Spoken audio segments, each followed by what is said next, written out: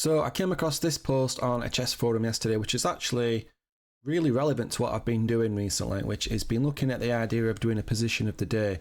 And why I'm doing that is it's going to aid memory in key positions that I really enjoyed or really got something from it. So if you want to look at that position on the board, it's white to play. This was my position of the day yesterday. So I'll go back to what the hell position of the day is in a minute. So the idea that memory champions can memorize like hundreds of packs of cards within an hour, or hundreds thousands of digits within an hour period, and it just seems absolutely incredible. I mean, I dipped my toe in the memory challenge waters a few months ago. Well, a little bit longer than that now. But what I did was, even myself, right, I managed to memorize 400 lists of things, of like world records and music number ones and things like that. I'm not even interested in musical number ones, but I managed to memorize whole lists of them. I managed to memorize packs of playing cards, like 3 packs of playing cards, which was incredible, really, because the standard person can memorize like 7 items. And if I can do that, then anybody can do that. But how can you apply that sort of stuff to chess, and can you do it? Well, yes and no. And I'm going to explain that a little bit later in the video. But what first of all you have to do, if you're not doing this already, is recap material over and over again. You need to do a recap, and you need to do it decreasing like over a period of time, because the brain will forget. If you've got a position that you really enjoy, or a tactic, or you're trying to memorize your openings or endgames, whatever it is, if you don't do the recaps, then you're just going to lose it. That's just where the mind works. So that's why I like Chessable, and you can get my course on there. Have a look at that if you scan the QR code, because the inbuilt system there, the algorithm, already has the inbuilt sort of repetition schedule in that. But if you're reading anything, if you're reading a chess book, or if you're reviewing over your own mistakes, or whatever it may be, I've learnt that in the past now. If I don't review, in a sort of scheduled system, I'll just lose that information, which means it's basically a waste of time studying that thing in the first place. So having that regular system of reviewing, which for me looks like looking at the pattern, say Monday morning, looking at the pattern again, it might be a key tactic, for example, looking at that same pattern again the day after, and then maybe the week after that, and then maybe a month, or 2 weeks, a month, 3 months, 6 months, that sort of regular scheduled system, which delays the intervals, will increase your store of the long-term memory from the short-term memory, but you have to do it in that sort of scheduled system. If you kind of put too much into the first day and study it 10 times in the first day, that's kind of not efficient. You want to be doing that over decreasing amount of periods to aid memory in the long run. So that's something that you have to be doing if you want to keep memory sharp and keep these ideas fresh in your mind. And you can store positions and ideas in a database on a Chessable course, as I used to even do them as laminated cards. Like I bought a laminator, I put positions in a position engine and cut them out and made a laminator. I mean, that's a bit old fashioned now, obviously.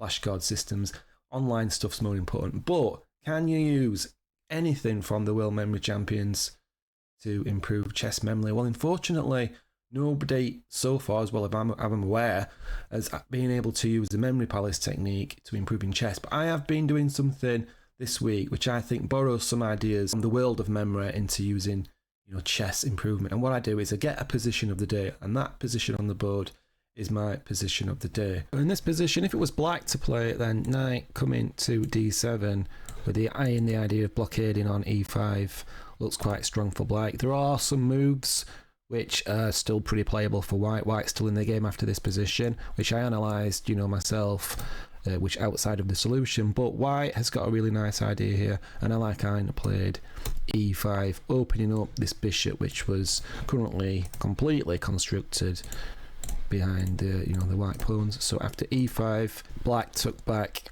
with the d pawn, but if it takes back with the f pawn, then Alekhine had f6, queen takes, and after queen takes, we have queen takes g4 with the idea of this bishop can round up this pawn, and white is better in the position. So in the game, we didn't have this move, we had takes on here, and Alekhine's idea was d6, and if takes back, we just do the same thing, clear a line for this bishop against the black king.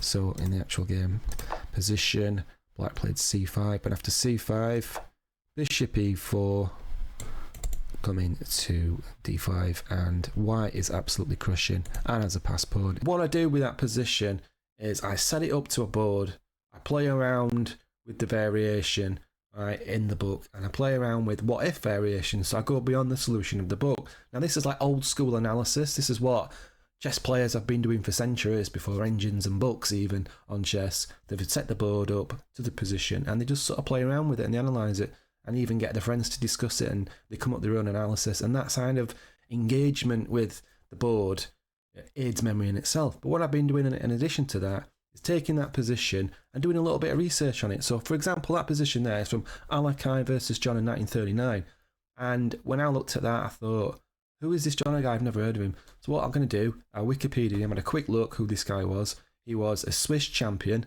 international master level strength, and he was an accomplished musician, and he had an older brother who was also a skilled sort of chess master. So giving that sort of little bit of information adds a little bit of context to the position.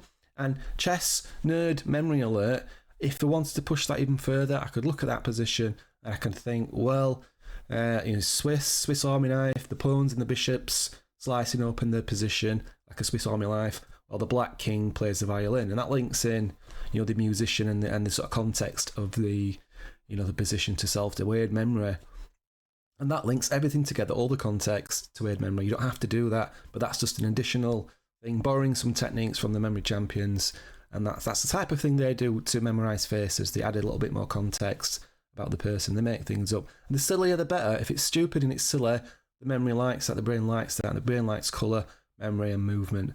And what else I do with that position is I don't leave it there. I go to sleep at night and I think of that position and I try and visualise it in my mind's eye as I'm sleeping, the positions, the moves, e5, and then what it takes, and I try and play through that variation in my mind's eye. And then if I have time in the morning, I'll get up and I try and set up that position to a board. This is what I've started doing this week.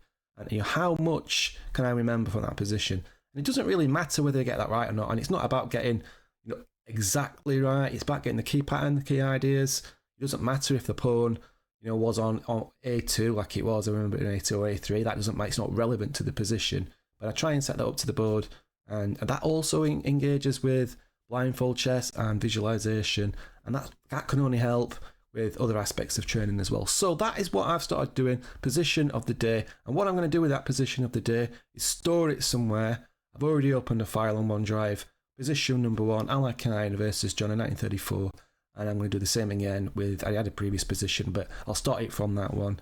And I'll keep collecting positions. If I collect, five positions a week, maybe I miss out a couple of days. By the end of the year, I'll have a master book of key positions that are relevant to me and relevant to my chess training. And if you do that yourself, you will do the same. So, okay, thanks for watching and take care.